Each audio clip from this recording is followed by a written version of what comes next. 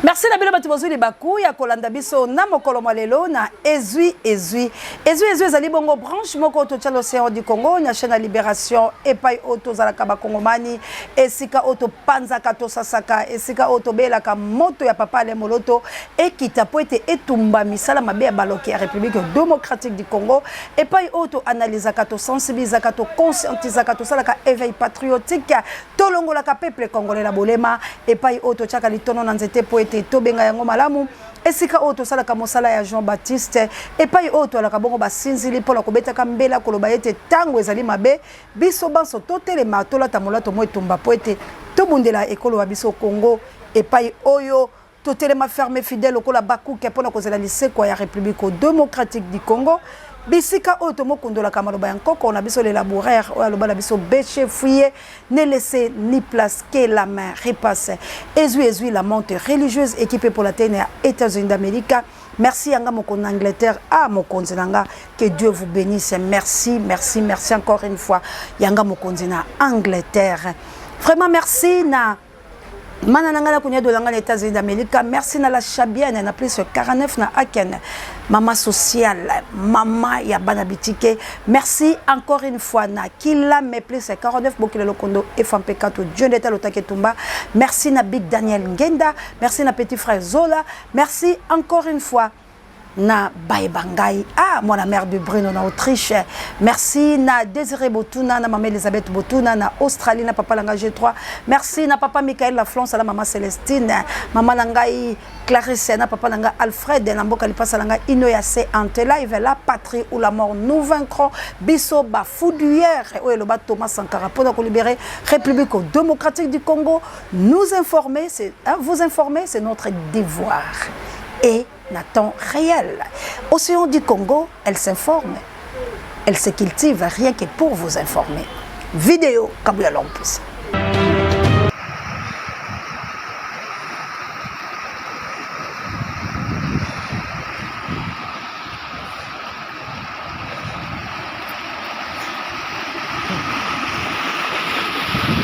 C'est impossible.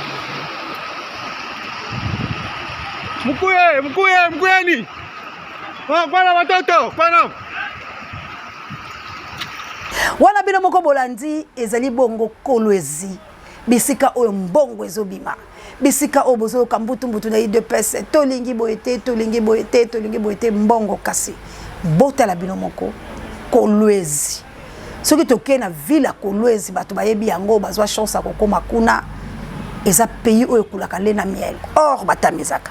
Biloko donc ville moko kitoko soko vandi kuna okangi ba photo balobi ozana mikila bapaya mais botala gouvernement ya ba réjouisseur gouvernement ya COP kolwezi yango wana iza kokufa pola nini COP il faut mutu na mutu ali a partir na ye nazali kokundola ba vidéo oyo pola koyebisa mona mboka Félix Antoine Tshilombo nini ye alobaka na Kabila Kabouya Lompus en vidéo. Ceux qui élection est à la tête, alors Joseph Kabila pas à la tête. Kabouya Lompus encore vidéo ya mwana mboka Félix Tshilombo so mbale mbala moko et bongo to analyse. Qui est l'auteur de cette misère? Donc vous croyez vraiment les Congolais zoba au point que Mouto Azonyo Kolangai n'a pas essayé les sous 5 ans à continuer Konyo Kolangai, sincèrement. Non. Et on les crétinise. Naïbi que la République démocratique du Congo, tout ça, là-bas, Mayele, le coup là, un grand professeur, Achille Mav, hein, Moto Moindo, un Congolais, mais il est professeur à l'étranger. Allez-y comprendre dans le bonhomme Mounoko la Blabapaya. Un Congolais, mais un professeur na université, Achille Mav. Moto na mayele. Mais comment Congo ezokoka kozonga te po bolingi ko utiliser bato na mayele te. Mwana ya Kikwita atangisa kabana ya mindele na France. Moto ya mayele na pesi bino bambote bisika bozali. Mais est-ce que pour Congo ezo bon somine yango boko ekosangisa na te bato ya mayele bazana mpifo pe libanda bazonga nanu baya batala likambo République démocratique du Congo. tozala ba papa Michael bato na mayele na France mazo banga ko ene ekolo na ye parce que rien ne va. Allez-y comprendre. Tozala ba maman Célestine basi yanguya na plus tronde ba maman missionnaire. Tozala ba Juka M le number 1 océan de la presse que je salue. Bato ya mayele bazo sala misala na mikili ya bato mususu bakendaki kozwa mayele oyo ba redia misi po bazonga na mboka mais po baya na mboka la bango mais c'est catastrophe. Bandeko ebele ba bomi ba izini awa na République démocratique du Congo. Soki dans le bina tanga eza passe paiement taxe likolo. Impôt n'en parlons même pas. Boza ko étouffé ba na mboka baya ko créer ba entreprise oyo bino bobomi. Commença par Kabila, ti homologue na ye ou à côté Félix. Bande de sanguinaires, bango tout wana basa eloko malamu te. Ne condamnez pas Kabila pour enrichir Félix. Félix n'a rien fait na 5 ans na ye. Merci encore une fois papa Denis Mukwege. Oya lobi la biso c'est quelqu'un la zone si baloba Félix. Alors biso toza ba zoba pendant 5 ans nyoko libiso et bongo to voter le disait à Kabila. Mais c'est quoi biso ba zoba poto pesa Félix deuxième mandat. Toi ba zoba la zuka baloba Félix. Toi ba zoba. Yango nini boyo ko la Congo. Ba politicien congolais, boza comparable kabuya tchelanga vidéo, c'est pas moi, eza mindele bato tchelebe. Quelles ont été les demandes les plus folles en termes de création, goût, prix, temps, qui ne soit pas secret défense? Tissu avec des fragments de diamants, c'est-à-dire de chez Scabal. Il existe un tissu que je peux te montrer si tu veux. Oui. Qui est fabriqué avec des fragments de diamants. Tu en as là? Ouais, j'en ai là. Là, c'est une exclue, hein, je n'étais pas au courant. Ouais. Il y aura un avant et un après ce moment. Des tissus avec des fragments de diamants. Voilà, c'est du Super 150 avec de la soie. Enfin, comment c'est possible? Ouais, tu le vois plus sur des tissus comme ça. Regarde, unis. Tu vois qu'il y a beaucoup de brillance. Alors, il y a la soie, certes, mais il y a aussi des fragments de diamants. Je pense qu'une société comme Scabal ne vendrait pas ça comme ça si c'était pas vrai. C'est très brillant. C'est très brillant. C'est souvent les présidents africains qui... qui mettent ça. Et tu as des demandes régulières pour ce type de... Régulières, non, mais j'ai eu des demandes là-dedans. Rose aussi. Ça aussi, c'est des choses folles que j'ai eu à faire. Et ça, c'est des tissus avec des fils d'or et de platine. Ah, ouais, d'accord. En fait, moi, au départ, c'était une vanne hein, sur le... Non, c'est pas une vanne, regarde. C'est des vrais fils d'or 24 carats. Argent, c'est platine. Ça, c'est de l'or. C'est uniquement de la rayure, oui. Tout ça, et alors, du coup, est-ce qu'on a une fourchette de prix pour... Ça, avec le fil d'or, c'est à peu près 6 à 7 000 euros le costume. Pas excessif, le costume, hein, ok. Ouais, c'est pas excessif. Fragment de diamant. Donc, il talande va comparer bino. Na un singe, oh, bazo pese bilo, kwa sa ko lieza ko sopa. Donc, c'est ça un politicien congolais. Donc, boza na souci kaka binonde. Oh, le papa le bolojwa. Boza ba politicien alo sauter à foufou. Pour foufou ba niema kango ata poussière moko kwe ate ba balusi ngo très kitoko mutachela munoko. Oko kuta te kwe, mais loso mutakoli ko kwe. Yango ba comparer bilo na mindele s'il vous plaît, ba chebilo lokwa makako. Ba ko pesa eko kwe na makolo ma ko zwa kaka eko azana sika ko chate, mais eko kwe kaka. Démission ezala kala ba to ba indote. Aujourd'hui bazo boma ba noir na ba tunisien. Baouti ko boma lelo étudiant ivoirien, président étudiant ivoirien. Batutu ba komi kotinda ba avion et que le kozobango mais abiso avion ezate. Félix jet wana yo somba la mbonga Congo tinda yango te. Et que le kozwa batu. Avion autokalisa ke za pona nation eza ya yo moko tinda que le kozoba étudiant congolais. Obe luele bango ba boma bango ka kuna. Na simato belela. Bon, na lingi na tuna mutuna moko. Na bakambia ye kolo Congo. Ba député, ba sénateur, bino tout ba ministre, ba sama, bino tout, ba chef du gouvernement. Bozali ko bengisa ba troupes étrangères et belé na est et mboka. Pourquoi faire? Bozali ko bengisa ba troupes étrangères et belé na est et mboka po ba sala nini. Po ba sala nini. Vous avez mis ma mabe. Toza na l'armée tigre kaka bango moso ba koti ba silisi likambo. Boni bilo boso boma biso pambako. Ya tchelanga vitel caméra. Stérile entre opposants et majorité société civile. Mettons-nous ensemble et donnons à ce peuple un Congo fort, prospère, et qui va répondre à ces attentes. Vous dites le M23 Kampala, si succès, bénédiction, non. L'accord du 23 mars, il faut commencer par là, n'engage pas l'ensemble du peuple congolais. C'est un accord privé entre les gouvernements et les CNDP, s'il vous plaît. D'abord, vous de la presse, vous n'avez jamais écrit ça ou dénoncé cela. Est-ce que le 23 mars 2009, le M23 existait? C'est le CNDP qui avait signé l'accord, oui ou non? Donc s'il y avait évaluation à faire, ça devait être entre le CNDP signataire d'un côté et le gouvernement de l'autre côté. Par quelle magie nous sommes arrivés à l'évaluation de l'accord? Le gouvernement avec sa délégation, dans laquelle on trouve le président du CNDP, s'il vous plaît, le sénateur Mwanga Tchouchou, lui dit qu'il n'y a pas de problème. Lui, le signataire de l'accord du 23 mars. Il est membre de la majorité. Le CNDP est toujours membre de la majorité jusqu'à ce jour. Et les députés du CNDP ont été validés pendant la guerre. Pendant que le député élu de l'UNC, Bakungu Bitondeke, a épurgé 1 année de prison pour avoir seulement gagné les élections. Le péché qu'il a commis. C'est très grave. Et donc, il y a un imbroglio sur le plan juridique qu'on doit nous expliquer. Qui doit évaluer quoi au nom de qui? Alors nous disons tout ça, ça ne nous intéresse pas. Que tous ces amis-là viennent autour d'une table, puisque là on est en train d'aborder une question qui ne trouvera pas de solution là-bas. Il faut la mobilisation de l'ensemble des forces vives, tous les Congolais, le gouvernement y compris, pour que nous puissions dire à tout le monde, nous devons mettre fin à la guerre. Tous les groupes armés, désormais, vous devez déposer les armes. Awa Vital Kamerhe abandai kolobatan babebe na Kabila za ko expliquer M23. Mais lelo oyo M23 ya Félix et ko sani. Il y a des fois ta mutu bozana ennemi hein. Mais soka solo babolamu hein boyo kakai. Okoye ko yina pe mutu.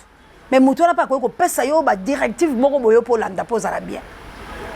Mboka na biso toza na kati occupation. Mboka na biso ke na balkanisation. Lelo oyo peuple za lelo ko sala te. Nazo tcha veme mukie kaka. Na lingi bolanda makamba président Eli Martin Fayulu Madidi tango population e bandai koloba. Aloba ki na bango nini? Boyoka eloko basali peuple congolais. Nazo ngaka boyoka kabuya. Boko tshela ngaka parti wana peuple azo linga lobeloko moko boye. Maloba ya président Eli ni na loba ki na population. Betela Serge Wolo Maboko. Nyenye. Bandeko. Totamboli lelo po nakolakisa na mokili mobimba. Ete tozali bana ya Congo. Tozali bana ya ekolo moko. Nyenye.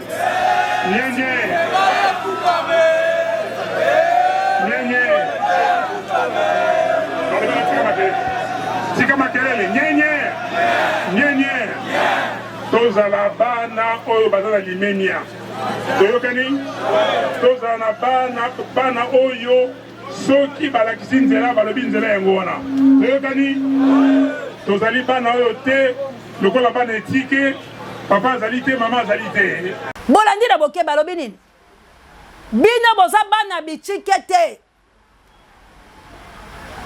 bozali bana oyo bazala baboti. Alors il faut boyo kaka baboti na bino. Bozala lokola bangote. Donc on suppose que ba oyo bayemba ki la stade baza bana etiki. Ba oya veme baza bana oyo bazala tata la bango. Tata la bango za président Eli. Bien beau, bravo président Eli. Bien dit na sepeli. C'est que peuple wala baza éduqué. Mais peuple o bazala papa la bango bazaka na maïté bazana couranté ya tchelanga ndeko mona marche alobaki lipa Congolais, je vous mets un témoin. Voilà Lipa, oh, c'est que la commission on a 300 francs. Et tu on a 300 francs. Oh, moi, Nangaï, Pandekwa Est, va souffrir de la ligne. Tu as Lipa à 300 francs. Moi, on te l'embi, qui mangue, qui profite, Mokita, comment yo, et qu'on coupe faté, et c'est un bisson yoso. Lipa, on comme un boité, tu as pour la bango, tu as pour la bango. Peuple, voilà, bazo souffrir. Bazana moyen ya kolia te. Peuple wana bazo revendiquer ka ba droit bazo boma bango. Bazaba na bitikete. Donc bana bitike la bango te ezali ka atango bakoya marche soki balingi ba saboter bo calmer bango. Wala nde parabimi. Mais na tango ya kozanga mai, na tango ya kozanga lotiliki, na tango ya kozanga lipa, na tango ya kozanga kwanga wala bakomi ba letike ba milukela bango moko. Ça, c'est quelle politique?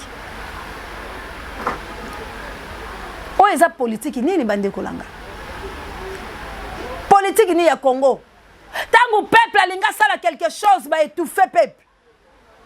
Quand ça la terre, il faut l'andanga papa là yo. Mais tant que le peuple, on a lipa, on revendique lipa, pour ma cause, va tu vas bimela qui est zaké belé. Lipa wana. Et comme 500 et comme 1000 francs. Lipa 1000 francs ngala rotonda te. Lipa 500 mois il y a 2 ans. A rotonda la yangote. Pour comme ka foko mu pepe. Wana papa zate. Wala papa ko tambola pona mwana za la lotili ki ta zate po ya za la groupe électrogène. Voilà papa zate, c'est comme ça nde bozo ko sa population. Pongi à bébé à papa et on connaît tous les gens qui venaient derrière papa Tshisekedi. Tu comprends le politique il a bilo. Politique il a bilo ça pour endormir le peuple. Il y a repère ça bango maloba kitoko. Il y a koko sa bango. Nous voulons plus ça. Et sengeli papa azala la makambu tout présent. Bato ba uta ki veme wana ba bomani na sima. Po bazanga iba transport. Ba bundi po matata mponya kenda ki avant. Ba eba ki matata mponya kopesa mbongo. Poyazana mbongo. C'est ça bana o bazana tatala bango. Ba komi ko benga biso seya yo longwa ki yarnini. Te ba ka vérité la bato basuka. O seya yo kela ki yarnini. Ah! Yo mona kana avant. C'est comme ça ndeto zotambusa Congo. Bande kolanga. Nous avons un sérieux problème là-bas politicien congolais. Tout politicien congolais a la carte système ya ko lalisa yo pongi soko yebite. Politicien moko ta lingi yo. Et preuve ne se balinga rabino. Na ko banda ko zoela bino documentaire ya mwana ya politicien moko o baza ko ouvrir la porte bo mona ndeli bala ba baza ko enrichir o bino na ba famille na bilo boza ko kufa. Mawa makasi pour la maman nangao. Moi butu ko tambwisa ye mais maman balaka ki lopango ti.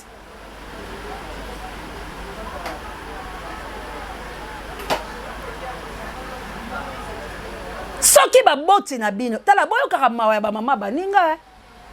Je ne sais pas ce qui est là ndeko langa pona ko pesa $50 fonyo ko la mama nanga boy.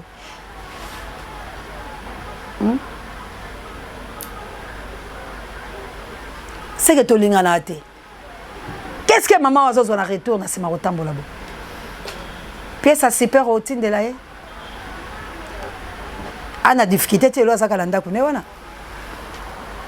A souffrir yango bomoni bataye de pesa ba mona ke mama rotambola makolo. Zwa nini bata Denise ba filmer ba biloko bongo malgré ko démentir. Bo encadrer maman oyo. Bo pesa ye pe sens. Ce qui lobby peut-être comme député. Je ne sais pas sur quel bateau magique. Andenga mabete par rapport à classe nini par rapport à nini to yebité. Mais bon banana ko soigner sikoyo. Bozo lobby ça est trop bozo ça c'est musala ya makasi mingi et maman pour rien bénéficier. Atamboli bongo azongi akemande transport tout ça botia epela ba moyen kitoko. Botika konyoko la mama riboye. Boza pela ba famille. Aza maman oya félicité parce qu'elle ndimi ko bunde la nation na ye. Aza maman oya aza na archive ba kanga ye ba lokota mais quand même bo pesa ye pesika ya bien so batwe ba ye ko tele ba moni ke oui maman Marie. Bo so mbele ta ketcho ba $2000 $3000. Atambola kalango pe ya. natanga lika mama Marie loba akomi lokwa molobeli soka lobi eloko moko boye bino boseki mete bozo bebisa pe ye na bala na ye to sunga mais to exploiter te to sunga mais to exploiter te tant mama Marie akufa wana histoire na epesilie tant akufa histoire esili azolakisa ka Lick Mulompe ma Marie azaki na chance à présent parce que azaki mukolo biso to lobeli monde entier et lobeli yango mais Lick Mulompe ah piriger tam so bato basolaka na baza belete bato bazo sunga tam so baza belete toza na souci ya mboka la biso ya avancer longola ba parole flatteuse to salande musala e monana est la République démocratique du Congo ti lelo politicien moko ta betaka mbela lango ti lelo politicien moko ta zoloba nini ezoleka la est la République démocratique du Congo ti lelo kimia na est la biso bazo kosa biso ka bazo dribbler ka biso na Kinshasa mais est a un sérieux problème. Est a un sérieux problème. Balkanisation yango ezokende. Kagame azali kozwa bamboka kaka kozwa. Mais nos politiciens baza bato ya lokuta. Baza bato ya épisode. Bazo saïla biso ba fantaisie politique. Bazo kangabino na ba discours ya lokuta. Bakosalela kabino eloko te. Bango nde bazo créer bazala ka populaire bakombola bango etanga maka bazala na fungola ya kokele kuna omoni marche to sala ki etolonga ki siko na côté la bilo bo pesa biso maboko bazo kele ko kemandaka et pas ba décider la poto peu importe basala ki marche wala mikole kole kato comme la fayula ki poto ake ko sani ko kemander pouvoir et pas ba décider parce que yé moko anyelo ko sala te ba ke na poto ko sani ko kemander pouvoir. Mais ok, pouvoir résoudre ça pour élection, ça mais tu vas décider, tu vas décider. Félix a zo mamboka marche wana ngala zo tuna kala bi marche na babaki ba sali po balongo la Félix. Mais après marche Félix a tikali. Mais biso to lobaki to sali marche. Pour Macron aya awate. Bomona ki yango. Macron a côté la 23h à bimina 1h du matin. C'est pas comme bebo télévision baboko. Pas soutenir biso pesa mboko to que l'on la denika dima. Ni pas biso to lobi to la décision. Coucou. Tokoti que la bango tali sous-souté. Ce que tu l'as mis, tu la marche pour que la Félix soit cible. On va détruire bisika bango bazola la bapongia kitoko.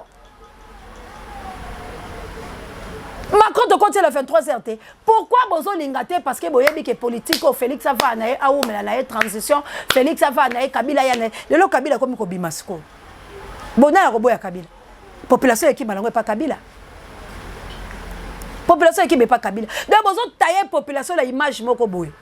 Peuple a Fayoulou. Mais ce côté bilong na ba fallait nzala. Qu'est-ce que Fayoulou donne na peuple de l'autre côté? Peuple a Kabila ce côté bilong na bango za moi bien parce que Kabila a pesa ba mbongo. Peuple a matata mponyo, au moins la bilong na bango bien pombongo. Peuple a boy. Mais peuple o ya nzala ba soutenir ki ba lobi biso to lingi président kaka bongo. Mais aujourd'hui, peuple peut faire ndaka to ko bianza. Akoma nembisi. Alanda bisika mayezo chola siko tokolonga l'occupation mokolonini tango ba divergence ezali tokolonga l'occupation mokolonini tango ba politicien congolais o bazali boso o bino bondimela o bozo boya koyokela biso tokolongwa mokoloni na pasi wana le Congo va yango kala cercle pasi parce que cercle vicieux wana bakokuta na bakoyoka na bakolia na bakozonge pa ba décider parce que ba ogumba mela bango.